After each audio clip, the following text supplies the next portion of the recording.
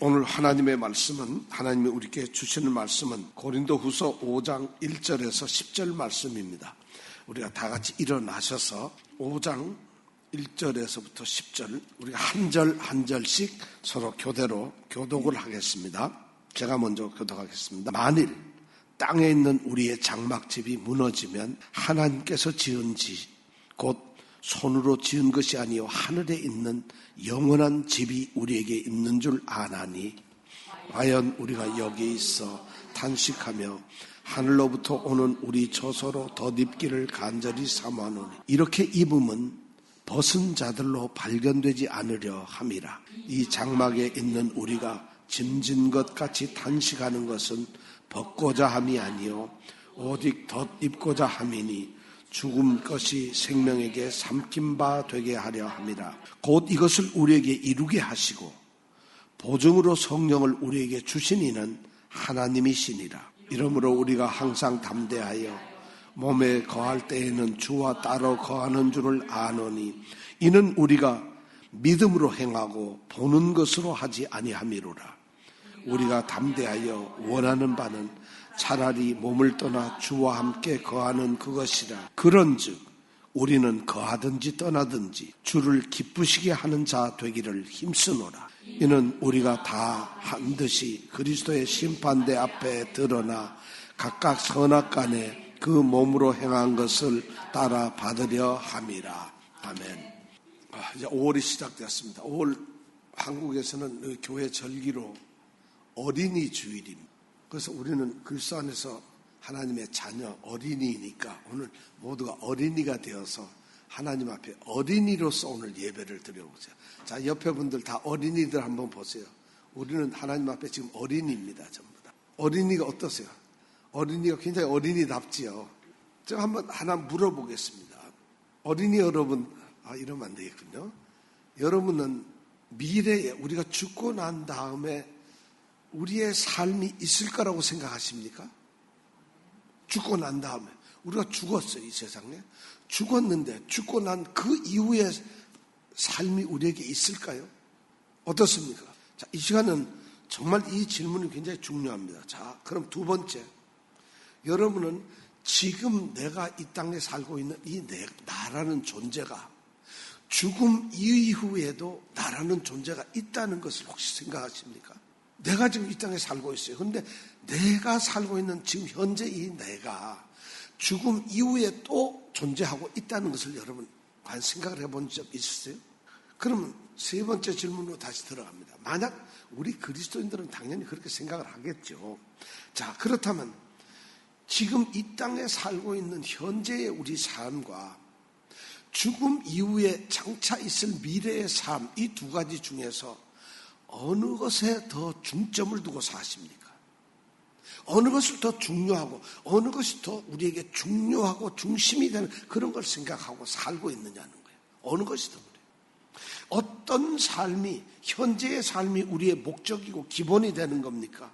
아니면 우리 미래에 죽고 난 다음에 미래의 삶이 우리의 목적이 되고 그것이 더 기준이 될까요? 사실 먹고 살기 힘들고 이 땅에서 바쁘게 살아가고 그런 일반적인 사람들에게 있어서는 그 다음 죽고 난 다음에 그걸 생각할 겨를도 없고 그렇게 살 마음의 여유도 없습니다.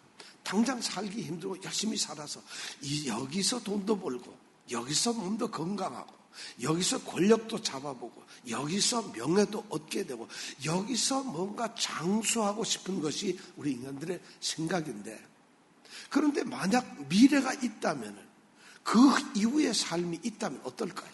우리 기독교인들, 우리 그리스도인들에게는 바로 그런 것이 정말 중요한 문제입니다.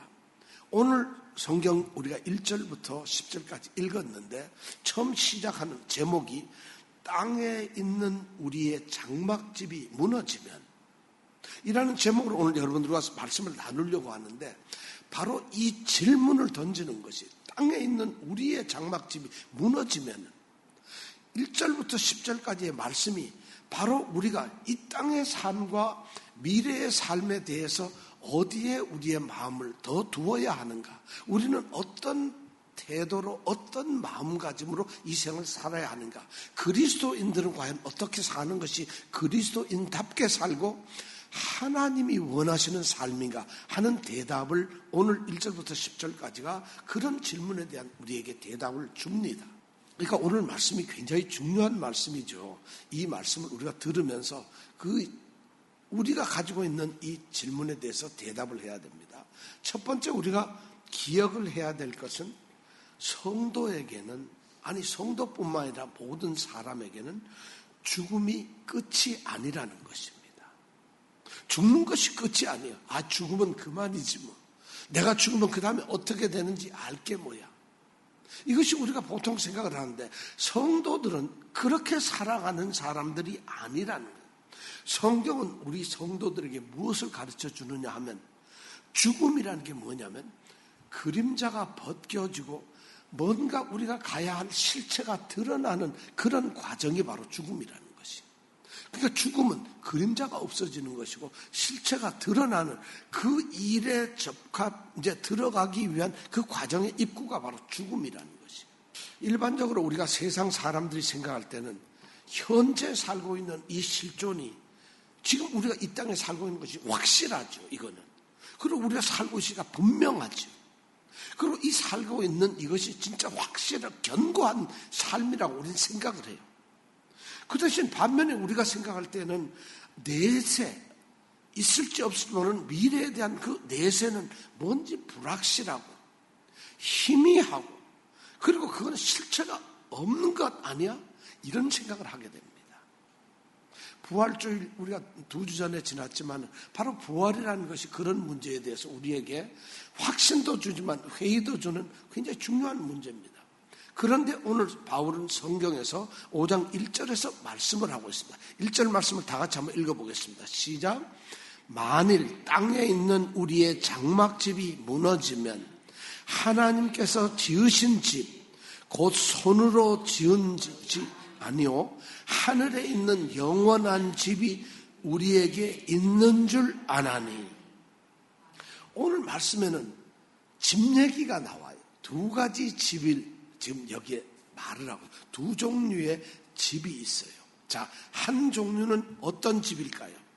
땅에 있는 우리의 장막집입니다. 자, 기억을 해주세요. 땅에 있는 우리의 장막집이라고 하는 집이 있어요. 그 다음에 또 하나 집은 어딜까요? 그 다음에 보면 뭐예요? 하나님께서 지은 집이 있어요. 땅에 있는 우리의 장막집 기억해 주세요. 땅에 있는 우리의 장막집. 또 하나는 하나님이 지으신 집이에요. 그것은 어디 있는 것이냐? 그 다음에 보니까 손으로 진 게 아니고 하늘에 있는 영원한 집이. 두 개의 집이 있어요. 우리는 지금 아파트에 살아요. 또는 뭐 하우스에 살아요. 아니면 우리는 뭐 콘도에 살아요. 뭐 하여튼 집에 산다고 하는데 여기서 집이라는 말을 쓰는 것은 이게 상당히 의미를 나타낸 중요한 말을 대신 비유로 말하고 있는 것이에요. 여기서 집이라고 하는 것은 뭐냐면 우리의 몸을 얘기하고 있어요. 우리의 육체를 얘기하고 있어요. 자, 그래서 땅에 있는 우리의 장막집이라는 것. 이건 뭐냐면 이 땅에 살고 있는 우리 육체라는 것이. 자, 땅에 있는 이 땅에 살고 우리 육체가 그 집이 무너진다는 건 뭘까요? 죽는다는 얘기예요. 이 땅에 살고 있는 우리 몸이 만약 죽으면은 그럼 어떻게 될까요? 그 다음에 나오는 것이 바로 뭐냐면 하나님이 지으신 집, 하늘에 있는 영원한 집이 있다는 것이에요. 그러니까 우리가 죽으면 이 땅에서 우리가 육신을 가지고 죽었지만 죽고 난 이후에는 우리가 새롭게 부활되어서 영원하게 살아가는 우리의 정말 신령한 몸이 있다는 것입니다. 그리스도인들은 이것을 믿고 있어야 된다는, 바로 그런 부활의 정말 신령한 몸이 우리에게 구원받은 몸이 있다는 것입니다. 그러니까 바울은 현재 이 땅을 살아가는 장막과 같은 집이, 바울이 직업이 뭐죠? 텐트 만드는 사람이에요. 돌아다니면서 막 바느질해서 텐트를 지어서 팔고 하는 사람이잖아요. 그런데 그런 일을 하면서 복음을 전해요.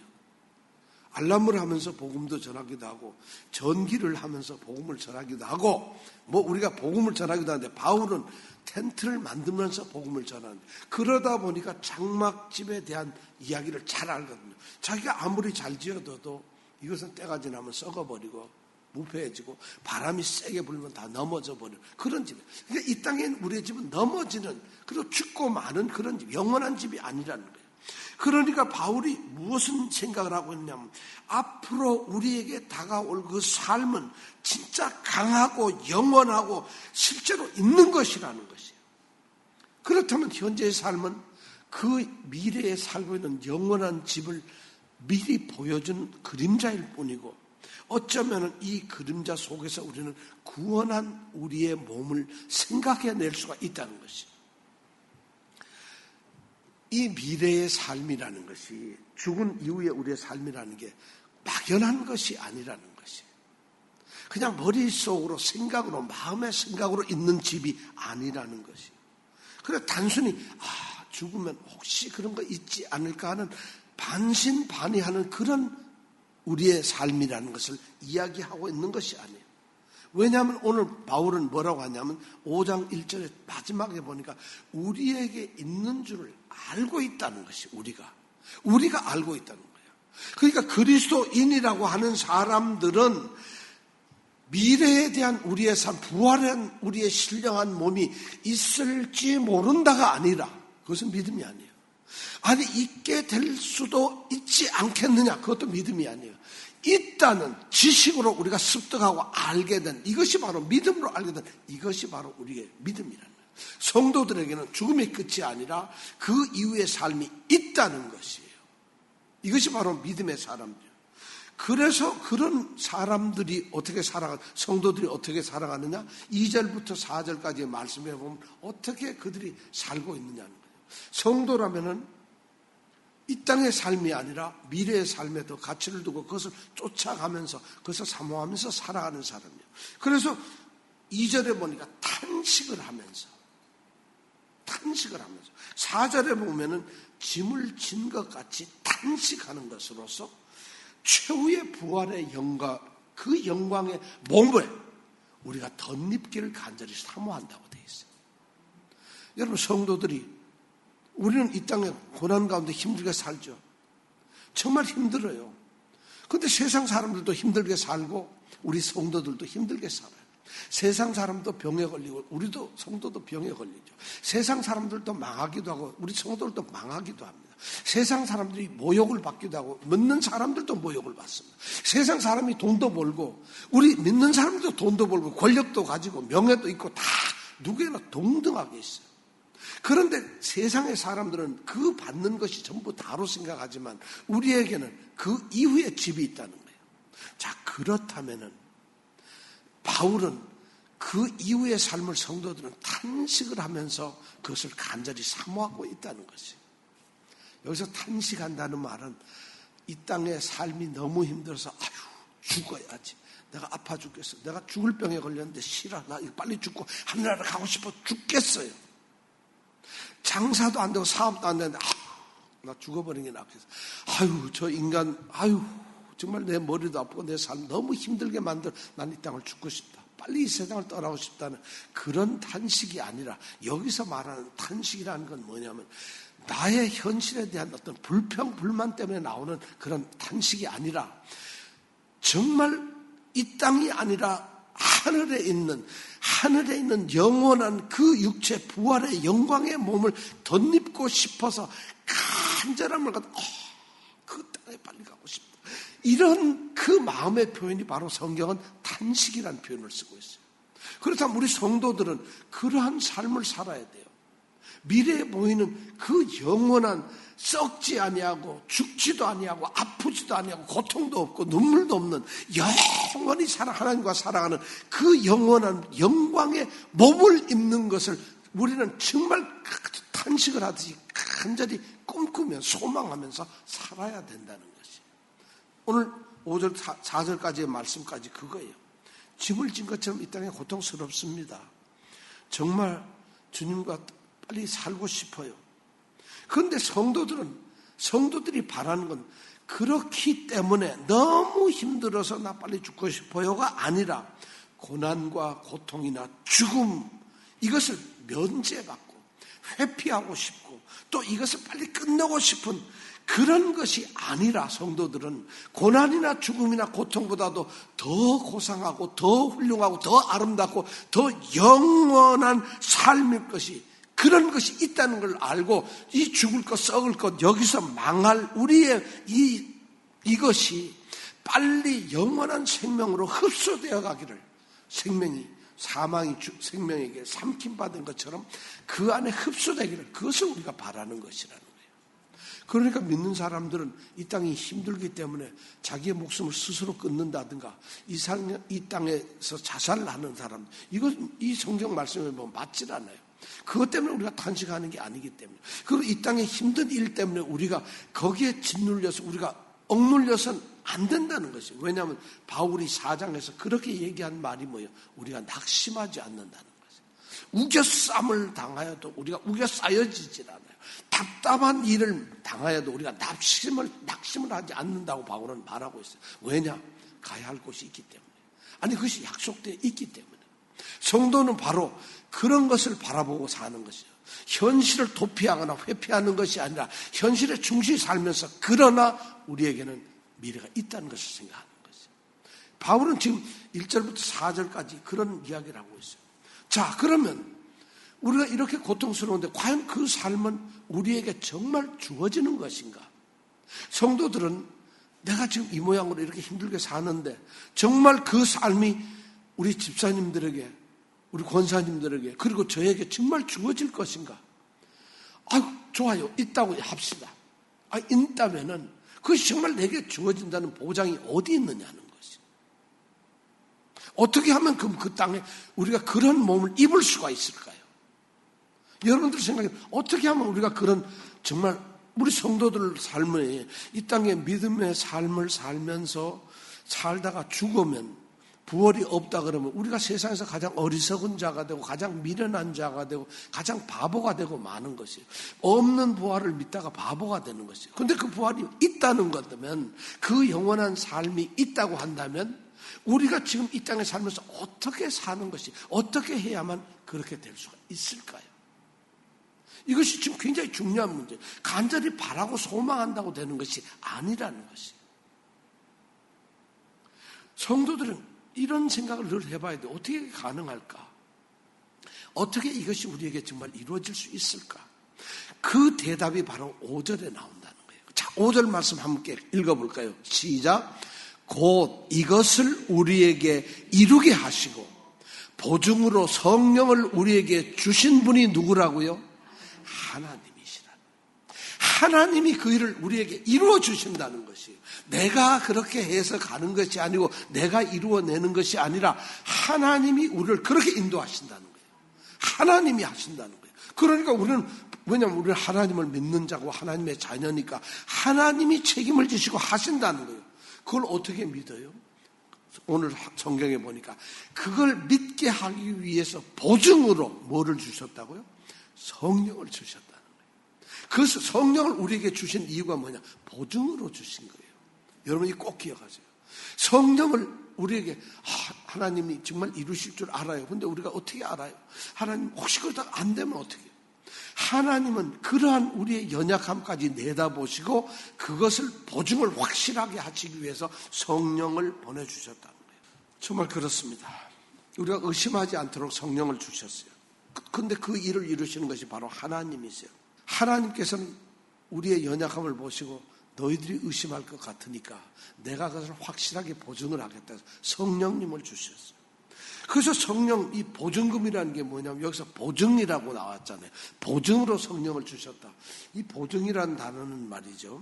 그 당시에 무슨 말이냐면 아르라보나라고 하는 단어인데 사업을 할 때 계약서를 쓰면 계약금 내잖아요.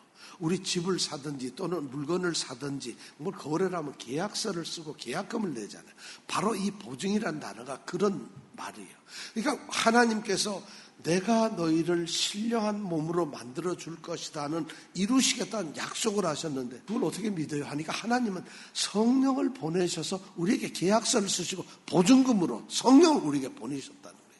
그러니까 성령이 계시면 그것이 가능한 거예요. 왜냐하면 성령이라는 게 어떤 분이냐? 성령이 누구냐면 성도들이 그리스도를 통해서 받은 그 생명이 우리에게 있게 하시는 일을 하는 게 바로 성령이라는 거예요.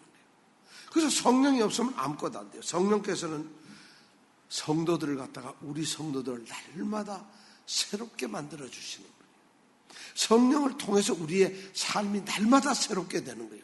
이제 성령이 없는 사람은 그리스도의 사람이 아니고 그런 삶을 이룰 수가 없는 사람들이에요. 왜냐? 계약금도 안 받았으니까 어떻게 될지 모르잖아요. 그러니까 바로 성령이 우리에게 주어졌다는 얘기는 성령께서 그런 일을 해 주신다는 얘기예요.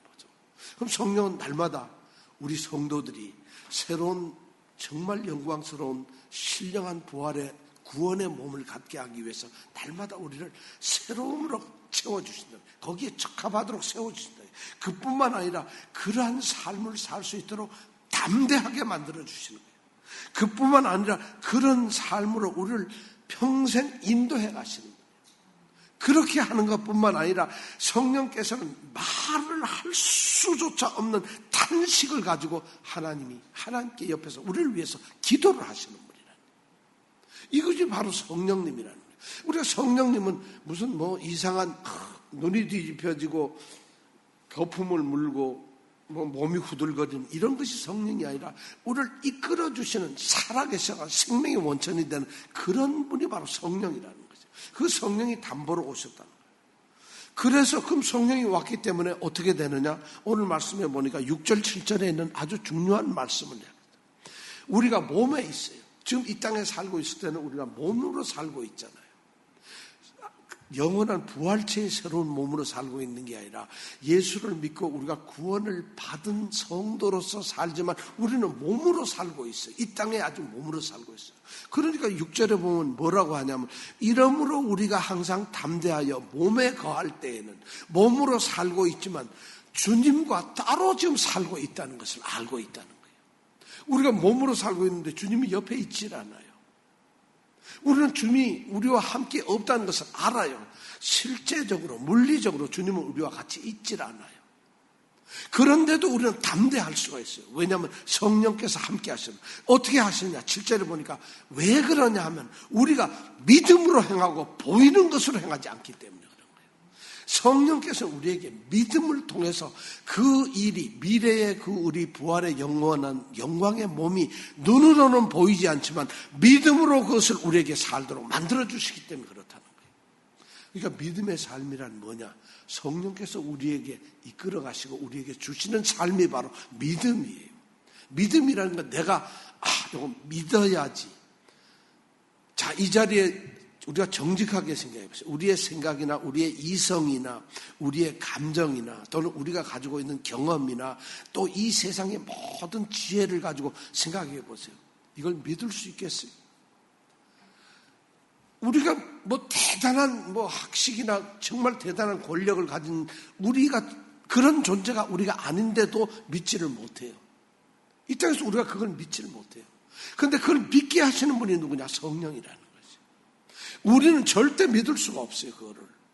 우리에게 그런 삶이 있다는 걸 우리는 믿을 수가 없는데 실제로 우리가 이 땅에 몸으로 살고 있는데 주님이 옆에 없는데 어떻게 내가 주님과 함께 동행하며 주님과 같이 살 수 있다는 걸 믿을 수가 있겠어요?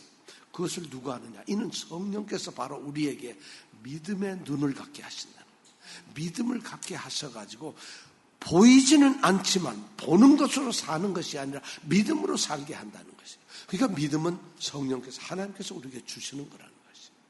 이것이 오늘 말씀의 핵심이에요. 자, 그러다가 보니까 성도들은 또 죽으면 어떻게 될까? 8절에 보니까 우리가 또 담대해요. 우리가 원하는 바가 뭐냐면 차라리 우리가 몸에서 떠나버려요. 몸에서 떠나는 건 죽는다는 거예요. 죽으면 분명히 죽자마자 우리는 그 주님과 하늘나라에서 우리가 함께 있을 거라는 걸 안다는 것이. 살아있어서 주님은 없지만 믿음으로 우리는 보면서 주님이 함께 있다는 걸 알고 성령께서 그렇게 만들어주시고, 우리가 죽는다 하더라도 하나님 곁에 계시는 성령님, 이 성령님이 우리로 하여금 주님과 함께 있다는 것을 확신하게 된다는 거죠. 그럼 결론적으로 우리는 죽어도 살아도 주님과 함께 있는 것이에요. 그것을 바로 9절에서 이야기를 하고 있어요. 그런즉 우리는 거하든지 몸으로 살고 있든지 떠나든지 죽든지 간에 주를 기쁘시게 하는 자가 되어야 한다는 것이에요. 왜냐하면 이 땅에 살아도 죽어도 우리는 주님을 기쁘시게 하는 그런 사람이 되어야 한다는 것이에요. 이 중요한 말씀이에요. 모든 성도들은 이것을 가지고 있어요. 자, 육신의 몸으로 살든지 또는 죽어서 육신을 떠나서 죽든지 주님을 기쁘시게 하는 자가 되어야 한다는 것이에요. 그것을 열망한다. 여기서 보면 대개로 힘쓴다. 이 힘쓴다는 이야기는 정말 미치도록 열망을 하고 갈구한다는 것이에요. 그것이 우리의 삶이라는 것이에요. 주님을 기쁘시게 하는 자. 성도들의 이 시야 초점은 어디에 있었느냐? 내가 사느냐 죽느냐에 있는 것이 아니라 주님을 기쁘시게 하는 자가 되느냐 안 되느냐에 있어야 된다는 것이에요. 살고 죽는 것이 우리의 목적이 아니고 주님을 기쁘시게 하는 자가 되는 것이 이것이 목적이에요. 그렇기 때문에 우리는 살면서 모든 고난 같은 것을 견뎌내는 것도 또는 죽음 앞에서 아무런 두려움이 없이 담대할 수 있는 것도, 왜냐하면 우리의 삶의 목적이 주님을 기쁘시게 하는 것이기 때문에 이 땅의 모든 것을 우리가 이겨낼 수가 있다는 것이에요. 이것이 바로 성도가 가져야 할 삶의 목적이고 삶의 기본입니다. 우리는 죽고 미래가 있다는 것을 압니다. 내일이 있다는 걸 압니다. 영원한 삶이 있다는 것을 확신하고 그렇게 살아갑니다. 그렇다면 그것을 확실히 알고 사는 사람은 어떻게 살아야 되느냐? 주님을 기쁘게 하는 삶을 살아야 된다는 것이에요. 왜 그럴까요? 왜 기쁘게 해야 될까요? 그 대답이 뭐냐면 성도에게는 마지막 심판이 있다는 것이에요. 마지막 판결이 있다는 것이에요. 그것을 그리스도의 심판대라고 성경은 말하고 있습니다. 10절 말씀 우리 함께 다 같이 읽어보겠습니다. 아주 중요한 말씀입니다. 시작. 이는 우리가 다 반드시 그리스도의 심판대 앞에 드러나 각각 선악간에 그 몸으로 행한 것을 따라 받으려 함이라. 그리스도의 심판대가 있어요. 그리스도의 심판대는 언제 있느냐? 내일 있느냐? 모릅니다. 모레 있느냐? 나도 몰라요.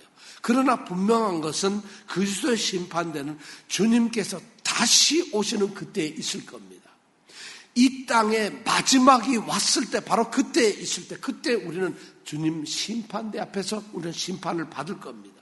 성도들이 살든지 죽든지 정말 주님을 기쁘시게 하는 자로서 살아야 될 이유가 바로 그리스도의 심판대가 있기 때문에 그래요. 그리스도의 심판이 있기 때문에 우리는 그렇게 됩니다. 그러니까 우리 성도들은 이 땅을 살면서 나는 그리스도의 심판대 앞에 세워져야 될 것이다. 그리스도께서 나를 반드시 심판할 것이란 이걸 기억하고 사는 거예요. 이걸 기억하고 살면 우리가 함부로 살게 되질 않아요. 놀랍잖아요. 하나님께서는 우리를 너무너무 사랑하셔서 죽을 수밖에 없는 우리를 선택을 하셨어요. 사랑으로 그 아들을 죽게 하셔가지고 우리를 선택했잖아요. 자녀로 삼아주시고 불러가지고 하나님의 백성으로 만들어주셨잖아요. 그렇게 하신 하나님께서는 우리가 그 다음에 마음대로 살아도 되는 걸로 그냥 하나님은 그냥 방목하고 풀어놓고 너희들 멋대로 즐겁게 살아라 그러시는 분이 아니라는 것이에요. 하나님은 결코 우리를 부르고 난 다음에 목사야? 장로야? 집사야? 너희들 한번 편하게 한번 내가 불러서 너희들 내 자녀로 삼았으니까 기쁘게 좋게 한번 살아봐라 이렇게 하나님은 내버려 두시지 않았다는 거예요. 반드시 그분이 부르신 부름의 그 소망에 대해서 삶의 결과를 심판하고 물으신다는 거예요. 하나님은 반드시 물으시는 분이에요. 그것을 우리가 성도들이 내가 지금 집사, 장로, 목사 이게 중요한 권사가 중요한 게 아니라 하나님께서 나를 부르셔서 내가 성도가 되었다면 내 삶에 대해서 하나님은 반드시 심판을 하신다는 것이. 그걸 기억하고 살면 성도로서 대충 살 수가 없어요. 자, 그런데 그 심판의 7대 원칙이 있습니다. 어떤 원칙을 가지고 심판을 할까? 심판의 원칙 7가지를 이걸 잘 들어보세요. 자, 10절에 보니까 그 7가지가 다 나와 있어. 첫 번째 뭐냐면 우리가 다라는 말이에요.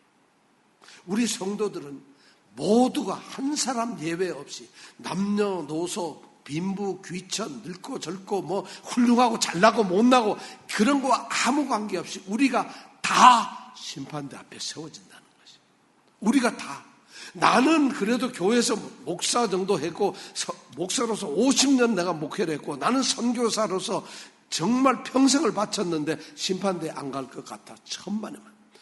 이 심판은 조합적인 심판입니다. 반드시 모든 사람들이 심판대 앞에 세워져야 합니다. 이것이 심판의 종합성입니다.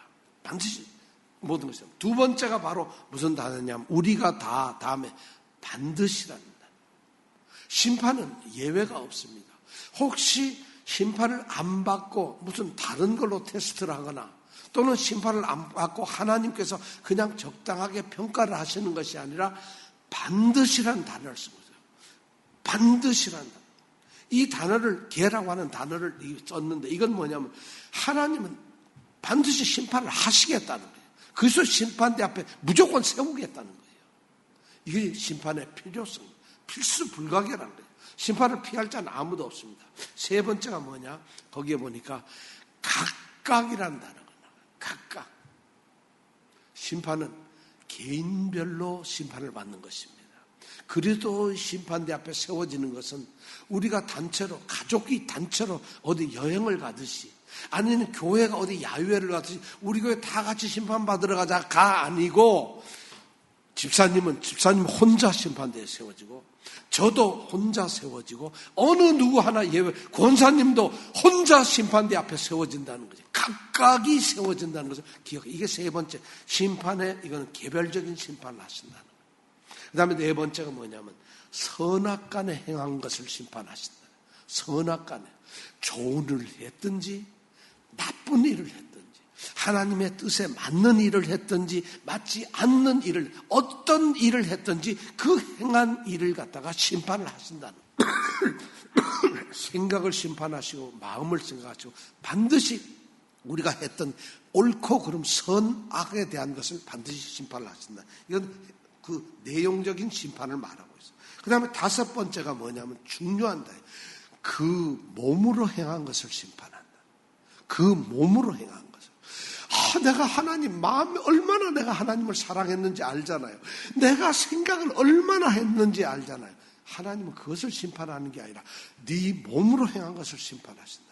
그러면 이 시간 예배 시간에 하나님은 우리가 하나님 저 예배 시간 나와서 예배를 드리는데요. 내가 이 시간 간절함으로 하나님은 그것을 보시는 게 아니라 우리의 몸을 보고 계신다. 예배자로서의 우리의 몸을 보고 계신다는 거예요. 예수를 믿는 성도로서 우리 몸이 행한 것을 본다는 거예요. 믿음이라는 것은요. 관념이거나 어떤 신념이 아니에요. 믿음이란 알고 듣고 그것을 순종하고 행동으로 옮기는 이 전체를 믿음이라고 하는 거죠. 그러니까 몸으로 행한 것을 그러니까 우리가 믿는 자는 하나님 앞에 심판을 받는데 그리스도의 심판대 앞에 서는데 그냥 한 것이 감춰지는 게 아니라 그것이 난다지 지금 비디오로 찍고 있어요. 자, 여러분 집사님이든 권사님이든 저든 지금 이 시간 하나님은 하나님의 비디오로 우리를 찍고 있을 거예요. 왜냐하면 몸으로 행한 것을 해야 되니까 지금 전부 다 찍는다는 거예요. 자, 다섯 번째는 뭐냐? 여섯 번째는 뭐냐면 보니까 앞에 드러난다는 것이죠. 이 앞에 드러난다는 것은 심판이 굉장히 아주 투명하다는 것이죠. 뒤에 숨어가지고 안 나타나도 심판을 받을 수 있는 것이 아니라 반드시 그리스도 심판하면 출석을 해요. 제가 이번 선거가 너무 바빠가지고 재판에 못 나갑니다. 이게 안 된다는 거예요. 하나님 심판, 그리스도의 심판대는 제가 지금 장사가 너무 바쁜데 심판을 받을 수가 없어요. 제가 지금 몸이 아파서 병원에 있는데 심판을 받을 수가 없어요. 이게 아니라는 것이에요. 그리스도의 심판대는 무조건 세워져야 된다는 거예요. 핑계가 없어요. 그러니까 지금 여러분들의 모습이 한번 이 6가지 지금 이 조건을 생각해가지고 내가 그 위에 심판대에 세워졌을 때 그 내가 사모했던 부활의 영광의 몸, 성령께서 나를 이끌어와서 세웠던 그 몸이 지금 내가 어떤 판단을 받을까 한번 생각을 해보세요. 그리고 마지막 중요한 것이 뭐냐면은 오늘 말씀해 보니까 따라받으려 합니다. 따라받는다. 따라받는다고 우리는 이렇게 번역이 되어 있는데 이 번역의 정확한 말은 한 그대로 돌려받는다는 거죠. 내가 한 걸 그대로 돌려받는 거예요. 내가 가난한 사람들에게 만약 구제를 했다면 하나님은 내게 똑같은 구제의 모습으로, 내가 만약 어떤 사람이 악하게 어떤 사람을 만약 힘들게 했다면 하나님은 똑같이 힘든 것으로 내게 도로 그대로 갚아주신다는 거예요. 여기서 따라받는다는 것이 바로 동일한 것을 우리에게 주신다는 거죠. 이것이 그리스도의 심판대라는 거예요. 자, 이 심판대, 이 7가지 원칙을 여러분들 오늘 집에 가서 한번 이렇게 성경 말씀에 동그라미를 그려가면서 7개를 한번 찾아보세요. 이것이 바로 우리 심판의, 그리스도 심판대에 세워지는 모습이에요. 자, 이 심판대에 세워지는 사람은 어떻게 될 것이냐? 1차적으로는 모든 사람들이 이 그리스도의 심판대에 세워집니다. 그런데 모든 사람들이 세워지는데 거기에서 먼저 걸러지는 것이 뭐냐? 영원한 생명을 얻을 자들과 그 다음에 영원한 죽음을 가져야 될 자들이 나눠집니다. 예수를 믿고 구원을 받은 자들은 영원한 생명을 얻을 겁니다. 그 다음에 그렇지 않은 사람은 영원한 죽음을 가질 겁니다. 그리고 잠깐, 그러면 우리 믿는 사람들이 그 심판을 꼭 받아야 되는 것인가요? 그렇지 않아요.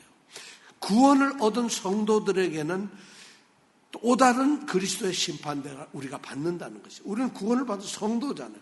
우리가 시민권자인데 들어가는 줄이 달라야지 방문객하고 똑같을 수는 없잖아요. 그리스도 이름으로 우리가 구원을 받은 성도들은 구원을 받은 성도들이 가야 할 그리스도의 심판대가 있대요. 우리가 왜 심판을 받습니까? 거기에서 우리가 받는 심판은 이 사람이 구원을 받아야 안 받아야 하는 그런 심판이 아니에요. 이미 우리는 이 땅에서 그 성령의 이끌림을 받고 예수를 믿었기 때문에 구원을 받는 것은 확정이 되어 있어요. 그러니까 구원의 심판대가 아닙니다. 그럼 뭐냐? 그 심판은 바로 칭찬의 심판대라는 거예요. 우리가 죄에 대해서 우리가 벌이 있느냐 없느냐, 죄가 있느냐 없느냐, 우리는 죽어야 되느냐, 이런 심판을 우리가 받는 것이 아니에요. 성도는. 왜냐? 그리스도의 피로서 우리는 죄가 깨끗이 씻어졌고 이제는 너희가 그리스도 안에서 새로운 피조물로서 우리는 결코 정죄함이 없는 자들이에요. 그렇기 때문에 우리는 절대로 구원을 못 받는 이런 벌을 받는 그런 것이 아니라 우리가 받는 심판은 뭐느냐? 죄에 대한 처벌의 심판이 아니라 우리의 신앙과 우리의 섬김과 우리의 삶의 보상을 받는 심판을 받는다는 것이에요. 그렇다면 여러분들은 어떤 보상을 받을 수가 있다고 생각하세요? 예수님을 만나는 그 그리스도의 심판대에 나갈 때 우리는 2가지 마음이 아마 있을 거예요. 예수님을 만나서 정말 예수님께 칭찬을 듣고 예수님께 정말 좋은, 정말 너무너무너무 예수님의 기쁨을 살 수 있는 기쁨과 그런 감사의 담대함을 가지고 나갈 수도 있을 거예요. 그렇지만 또 한편으로는 이런 것도 있어요.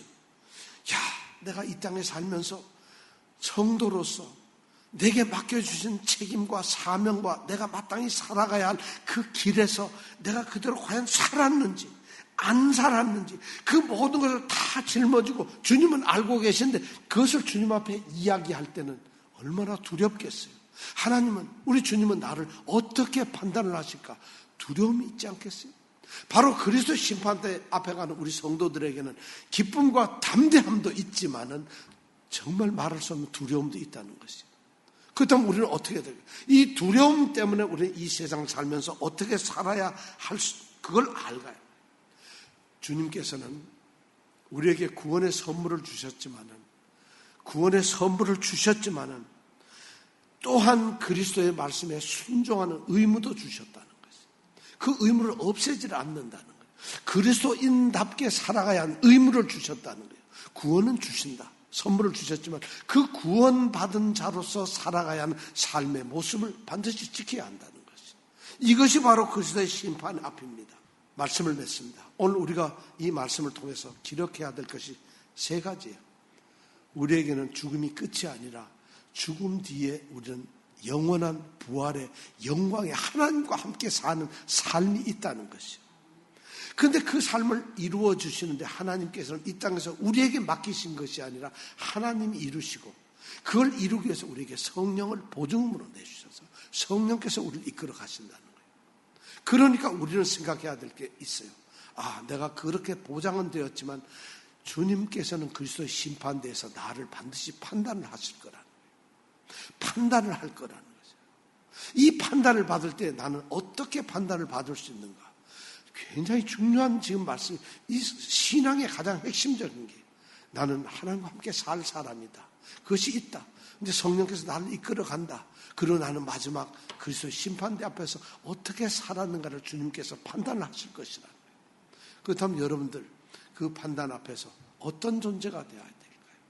저는 여러분들이 그 심판대 앞에서 착하고 충성된 종이라는 이름을 듣는 그런 말을 듣는 칭찬을 듣는 성도들이 되기를 원합니다. 정말 우리가 그런 삶을 살아서 이 땅에서도 성공한 그리스도인 그리고 그 하늘나라에서 칭찬을 받는 그리스도인들이 되기를 간절히 원합니다.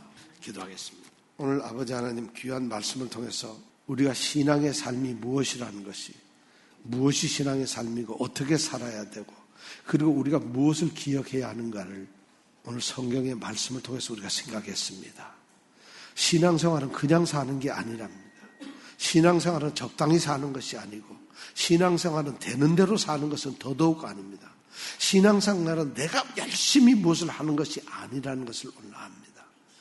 우리가 이 신앙의 삶의 모습, 성도의 삶의 모습에 대해서 오늘 바울이 쓴 이 말씀을 통해서 우리가 깨닫습니다.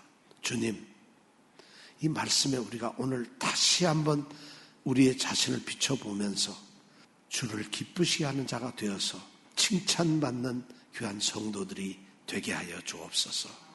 예수님 이름으로 기도드립니다.